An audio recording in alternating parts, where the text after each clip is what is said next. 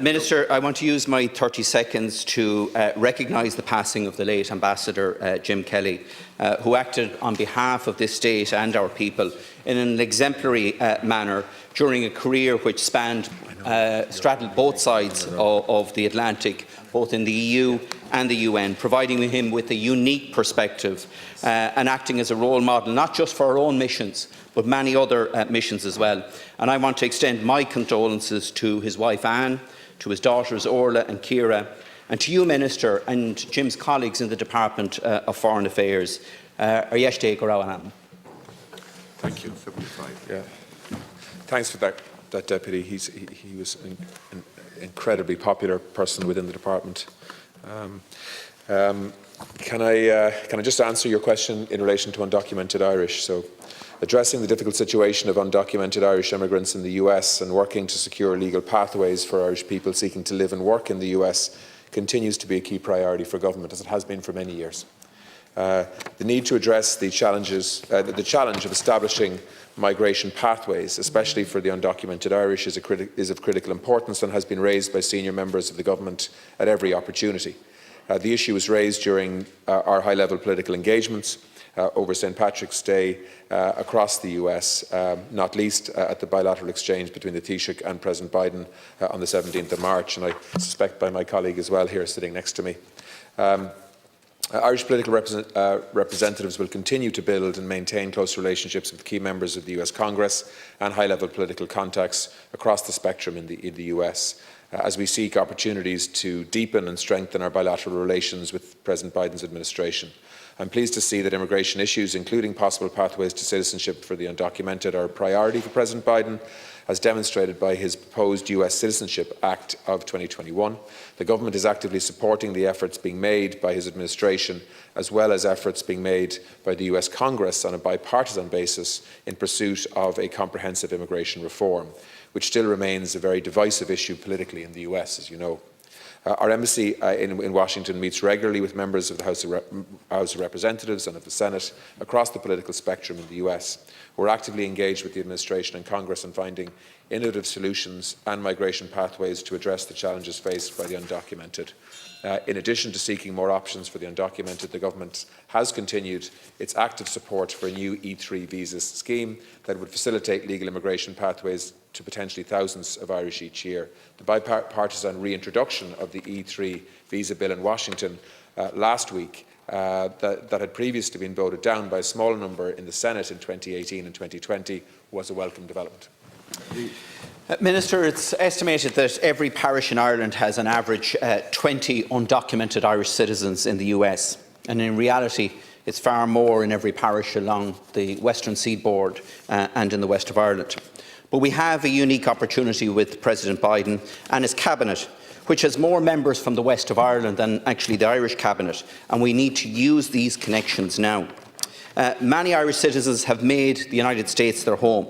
They have family, children and good jobs there, and they're good citizens contributing to the United States. And we need to have a clear legal pathway to regularise the status of our Irish citizens in the United States, and the E3 visa is part of that overall mechanism, and the progress that's been made on that recently is very positive. Can I urge you, Minister, to redouble the efforts to ensure that this particular measure passes through both houses and ensure that it can get an expeditious passage? Minister. Yeah, Deputy. First of all, can I say that I think everybody in this House wants the same outcome here, which is to find a way of regularising the lives of Irish people living in the US in the shadows, who for many years have lived there, worked there, paid taxes there, are married in many cases with families growing up in the US, unable to come home often for family funerals or for just normal interaction with their families and friends back home, because they won't be able to get back into the US. It's a trapped way of living in many ways that we have been trying to address through consecutive governments for many years. I don't know how many times I've been to Washington on this issue, but it's quite a number. And we have real friends in Washington who are trying to help us on that. But this is not straightforward. Even to get the E3 proposal across the line is far from straightforward. But we will continue to work not only with our friends in Congress, but also our friends in Australia to try to ensure that there's a pathway to get this done.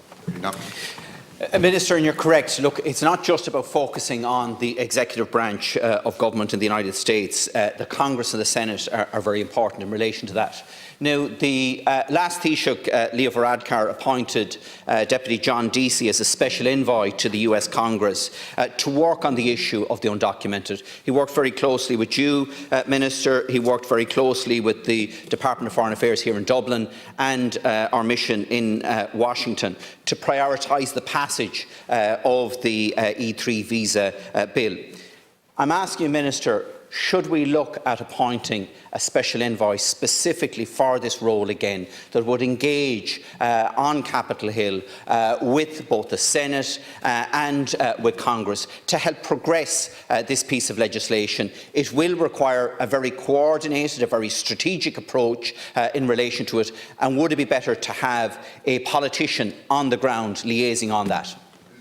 Just to say, first of all, what we've done here at home, I think, strengthens our argument in terms of what we're asking of the US and what Minister McEntee has done in terms of regularising the status of thousands of people here in Ireland who are looking to have their status recognised. I think is a really progressive example of how to do this. On your question about whether a special envoy would help, perhaps. I mean, I would say, though, that our embassy in Washington is all over this, is constantly briefing key people. We have very strong advocates and supporters within the Friends of Ireland group, but also people outside of that. And, of course, I think the Biden administration is also supportive. So we're not short of political support here. There are impediments that are there, though. Some of which are outside of the control of people in Washington, actually, in relation to the nature of the E3 and its links to Australia and so on. So we are working. Thanks, Minister. We're working on that. That's all I can say in terms of trying to build an understanding in Australia as well, because I think that is part of what we need to do at this stage. Questions.